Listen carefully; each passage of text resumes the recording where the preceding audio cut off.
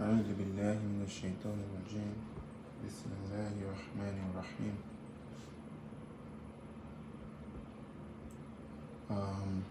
This is the first of, inshallah, many videos.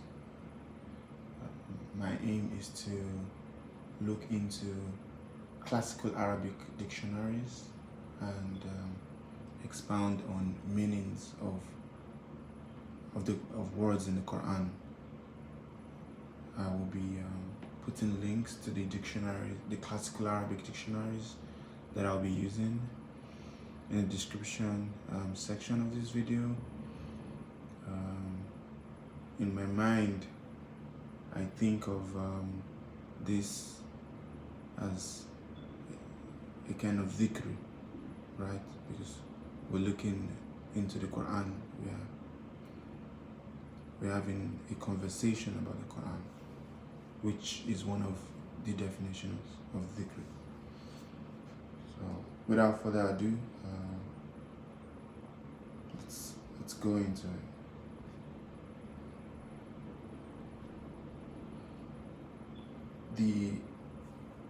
The title or the name of this channel on YouTube is Dabaru, and I got that from suratul, verse 29, which says, أعوذ بالله من الشيطان الرجيم كتاب أنزلناه إليك مبارك ليدبروا آياته وليتذكر أولو الألباب. So basically, the intention of Allah for us, when one looks at the meaning of that verse, is to go deeply into every word of the Quran. I mean, Allah refers to his ayahs as signs, and each ayah is, I like to think of each ayah is as much of a miracle as Musa alayhi salam parting the seas. And I think this verse, we will inshallah be looking into every word of this verse in future series. But for now, I think I want to start with suratul maun. I keep pushing the date I'm going to start this every time because I feel like I haven't developed a modality or a structure to how this should go.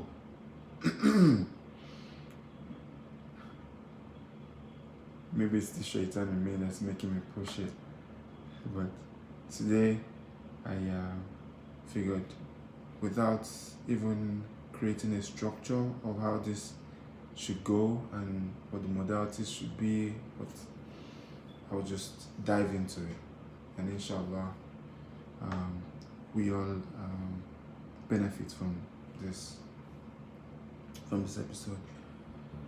So أعوذ بالله من الشيطان الرجيم. I'd like to start by saying رب اشرح لي صدري ويسر لي أمري واحلل عقدة من لساني يفقهوا قولي. أعوذ بالله من الشيطان الرجيم بسم الله الرحمن الرحيم. أرأيت الذي يكذب بالدين فذلك الذي يدعو اليتيم ولا يهد على طعام المسكين فويل للمصلين الذين هم عن صلاتهم ساهون الذين هم يراءون ويمنعون الماعون.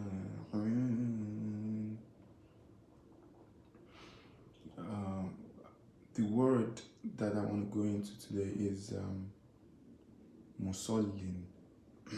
musalin. Almost all, I think all basically that I've seen so far, I've interpreted the word musalin as those who pray. But when one takes a deeper look into the classical origin of the word, because the classical Arabic origin of the word, one is able to find out even deeper what the meaning of the word is. And it is in understanding this, I think, it is in understanding this word that one is able to understand deeper the entire surah itself. To give a rough translation of the surah, Arayta alladhi yukadhibu bid-din says, have you seen these folks, these ones who do not believe in the day of judgment? فَذَلِكَ الَّذِي يَدْعُو الْيَتِيمَ. They don't take care of the orphans. The next verse says they don't even encourage giving the poor. And فَوَيْلٌ لِلْمُصَلِّينَ, woe to those who pray. الَّذِينَ هُمْ عَنْ صَلَاتِهِمْ سَاهُونَ, who they don't, their mind is off their salat. If that's a salatim sahun, alladhina hum yura'un, and they show off. And the last verse talks about them not even giving out as little as the littlest of things, being stingy and stuff. Because of that particular word in verse 4, scholars have had different opinions as to who Allah was talking to in this verse, whether it's the munafiquns, whether it's the non-believers, whether it's the Muslims. Some have even gone as far as saying the first part talks about non-believers, then the other part talks about the munafiqun and the likes. While all of these are valid, I have not come to say they're invalid. I think when one understands deeper the meaning of musallin, one is able to see it. One is able to see a single thread, so to say.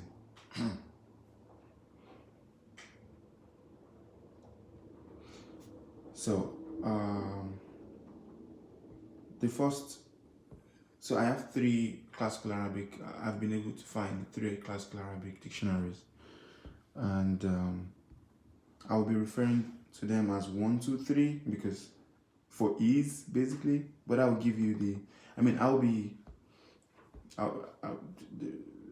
there's no point going into the titles now, since I'll be putting it in the description section of the video, and which one is 1, which one is 2, and which one is 3.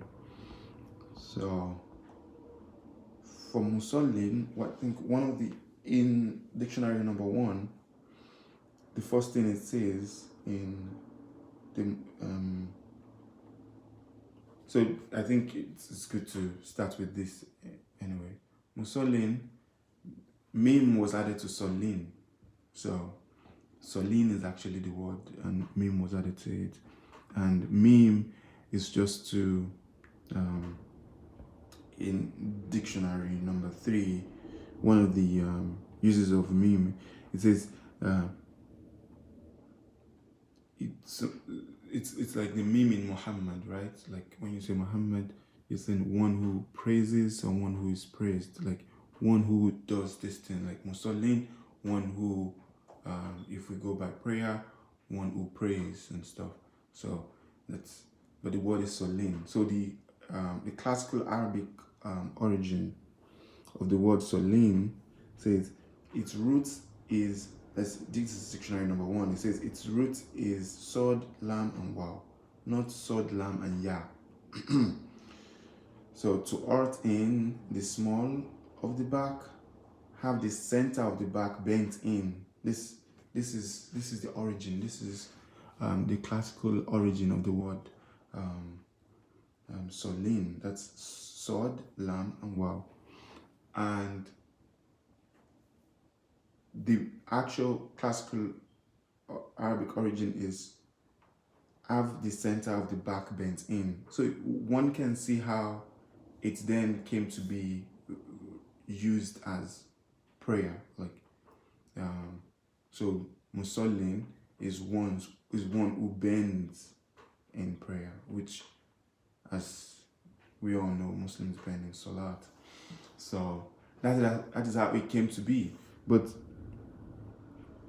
so that dictionary one goes further, saying the meaning of the word is prayer, supplication, place of prayer, place of worship, like where you bend to pray, mosque, blessing, mercy, benediction, and it says it's plural is salawat. So having that in mind, let's go to the dictionary number 2, and here we are. So it also says the classical Arabic origin of the word is the small of the back. The second meaning is the 2 bones surrounding the root of the tail of an animal. To hit a camel on that part, root of the tail of an animal. To come at the rear of, to bend in supplication, to pray, to perform prayers, to adhere to. So one is able to see a pattern in this classical Arabic origin of the word salim, and having that in mind of the back bending, and the likes, or the back in itself, one is able to let's go into the third dictionary, where I think it even goes even deeper. It says, since salat is an important, okay, this is so let's go into the word itself. It says as-salat, the middle of the back. It says the first meaning is the middle of the back, the place where an animal's tail grows, or the beginning of the slope of the hip. Both sides of the tail are called salawan. The plural is salawat. Then the second, it goes as saying Salat al-Faroso Tasliya is said when the number 2 horse in a race is running very close to the number 1 horse. The horse in front is called Sabik, and the one in second position is called Al-Musalli. So basically the horse behind is called Al-Musalli because it's behind, it's following the one in front. So one is able to see a pattern, because, and then the one who prays is the one who bends. And of course, if Muslims are seen praying, it's like everybody is behind, each row is behind the other, and everybody, for instance, when ruku, sujud, you can see both, all the rows bent behind each other. So it's so you see where modern Arabic basically came about, musallin being one who prays, because that's basically the only time we bend in such a way, or follow the rows in such a way, and the likes. So so basically that's the classical Arabic origin of the word musallin. And before I go into what all of this means, let me continue by reading what dictionary number 3 says. It says, thus, Salah means to follow behind, almost touching the one in front. One of Hazrat Ali's tales says, Sabaqa Rasulullahi wa Salla Abu Bakrin wa Salla Umaru wa Batana Fitna. The Prophet ﷺ went first, died, followed closely by Hazrat Abu Bakr, and then Hazrat Umar also passed away, leaving the devil devils making us lose our sense. Basically,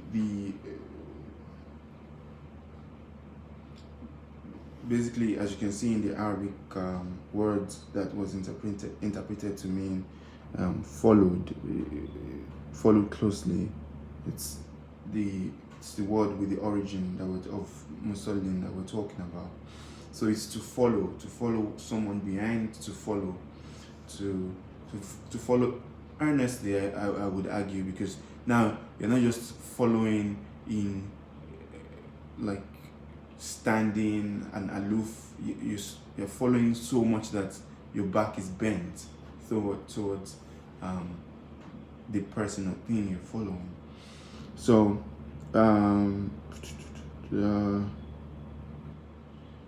so it goes further and says the Tajul Urus says Solia Tola means attachments, to be attached or stuck to someone. It says to be attached or stuck to someone. That is why Rogib has said that the Quran, when it says what it says in Quran 74 verse 43, we were not among the Musallin, it means we were not the followers of the Prophet. That's what Qurtubi writes. Therefore, Salat would mean linked to the orders of God, to remain within the bounds or limits set by God and attached to the book of God.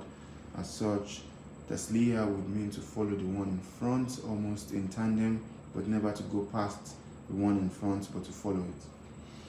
So if we then, with all this at the back of our minds, if we then go into what suratul maun is saying, I believe one is able to see a thread in that. It says, Arayta alladhi yukadhibu bid-din. First of all, kadhib, a lot of translators also translate it as deny. And I think the origin of the word kadhib is lie. Maybe one of these days I would be able to go into the word kadhib. But for now, let's just move along. So it says, have you seen the one who lies about the day of judgment? It's by saying lie, meaning he doesn't believe in it. Two, he says it's not true, it's not going to happen. How are we going to be resurrected after we become dust or cremated and the likes and stuff? So he's lying about it. He doesn't believe it exists. He doesn't believe it's going to happen. That's what he believes. And then if we go into the next verse, wait a second. Let me get if I can get this to work.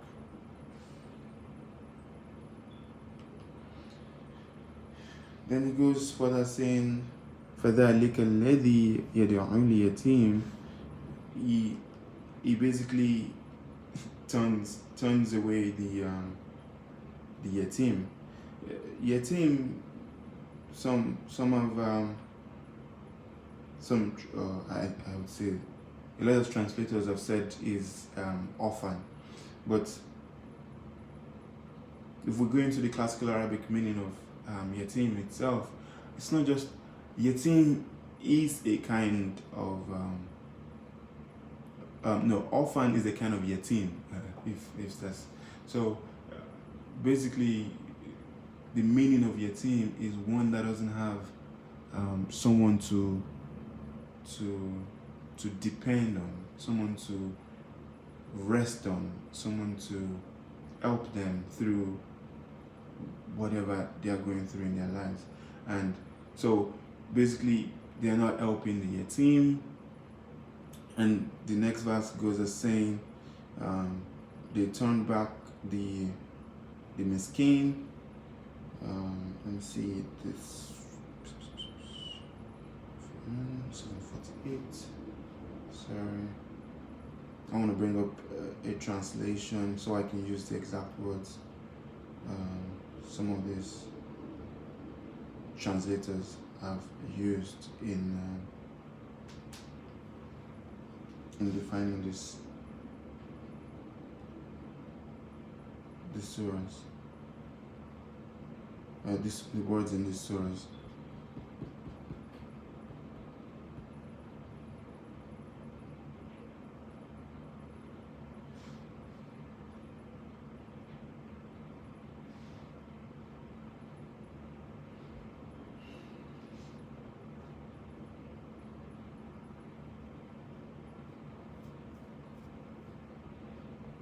Okay, we're getting there.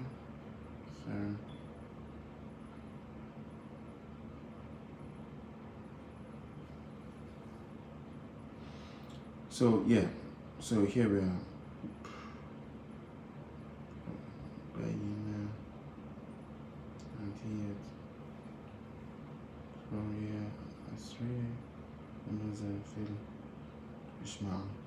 So that is the one who drives away the orphan, and then وَلَا يَهُدُّ عَلَى طَعَامِ الْمِسْكِينِ, and urges not the feeding of the poor.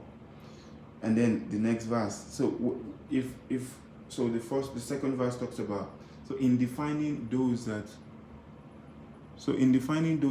don't that call the day of judgment a lie,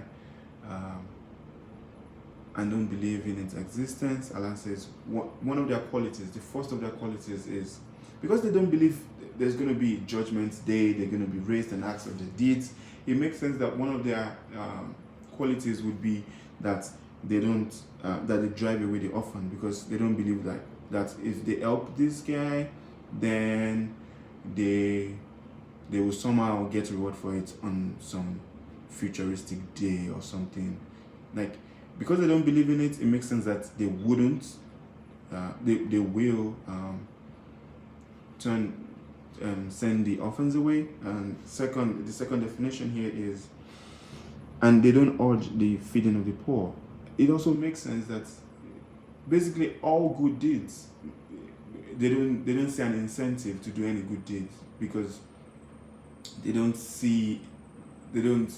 believe in a day of recompense. They don't believe in a day where we would all be all our good deeds are going to be placed on scales and the likes. So because they don't believe in it, they don't believe in the day of judgment. They call it a lie. They deny the day of judgment. If we go by the famous this Quran says, this translation says rejects religion. So reject, deny, lie about, because they don't believe in the day of judgment. They don't feed the poor. They drive away the orphan. They don't take care of the orphan. And then it says, فَوَيْلٌ لِلْمُصَلِّينَ.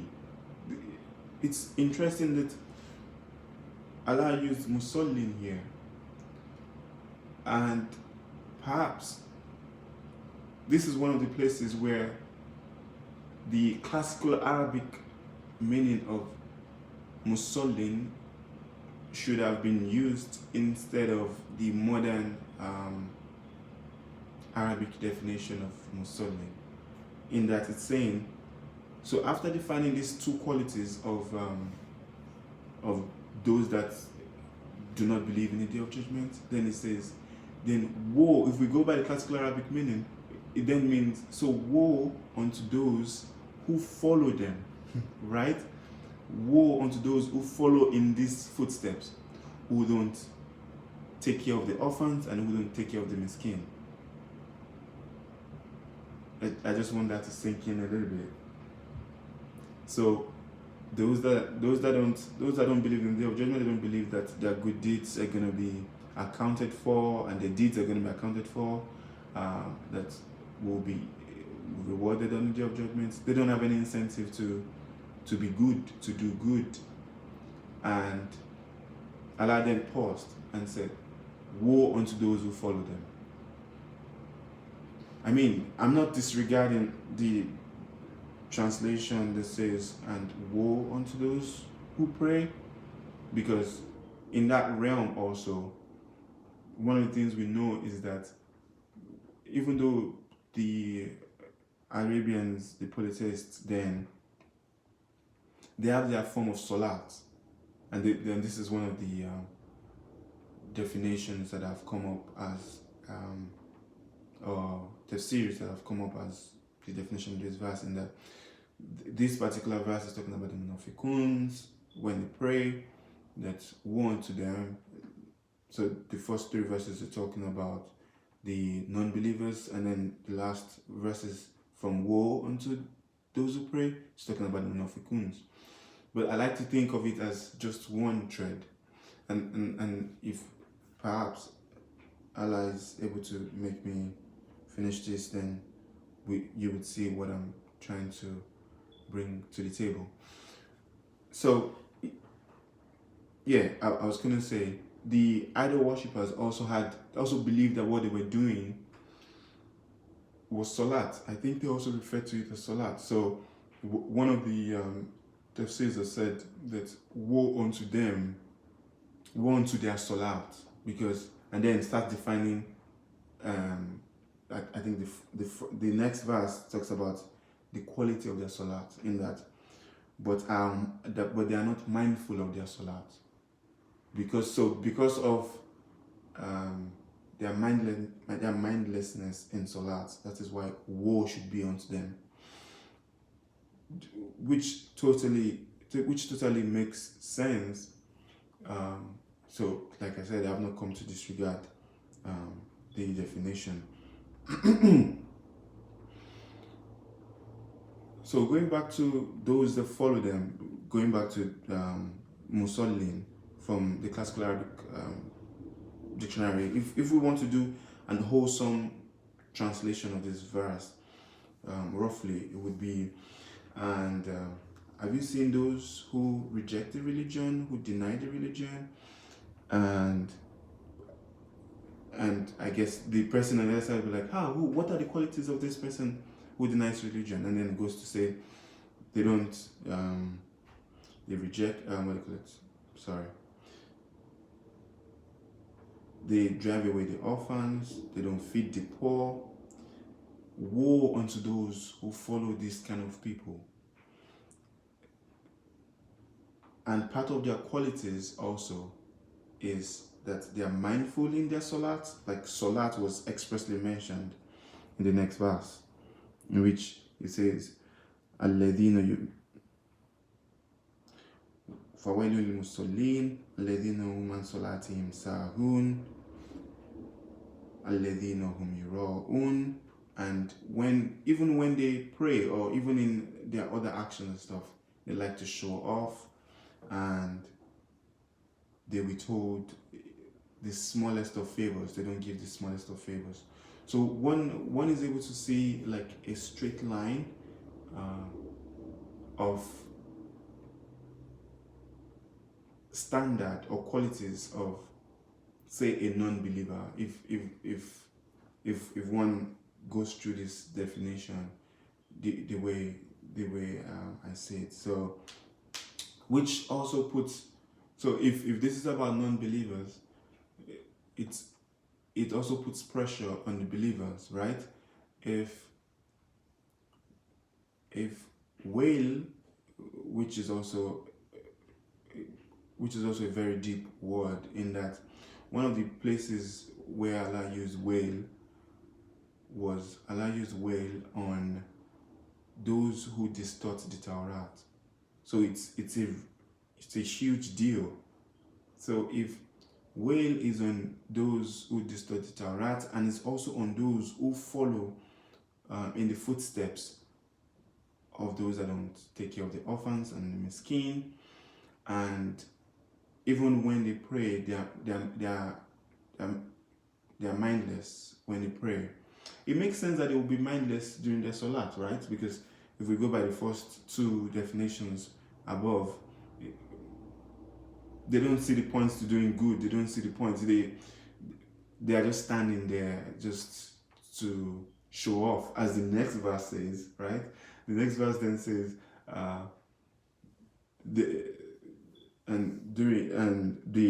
they like to be seen of men. That's the word ra'un there. So they are just standing there just as a figurehead during their salat. So basically, Allah just put that verse, the Wailul Musalin, to place a curse on them. And if Allah puts that curse on them, then one should look within one. One, are we turning away the orphans? And like I said, orphan being not just those without parents, but those that don't have people that can help them. Are we turning away? Are we turning them away? Are we not helping the miskins, the poor? Are we, because, and then during our salat, are we mindless? Because we have to be mindful of our salat. If during our salat, if we believe that our salat is one of those deeds that will on Judgment Day be accounted for, we have to be mindful of it, right? So that we're not just praying just to be seen of men, the Rahun. And are we denying people of small favors? We should take all of this into account. It's in the whole song definition of qualities of non-believers, but I think it also puts pressure on the Muslim to be more than these qualities Allah has given to the non-believers.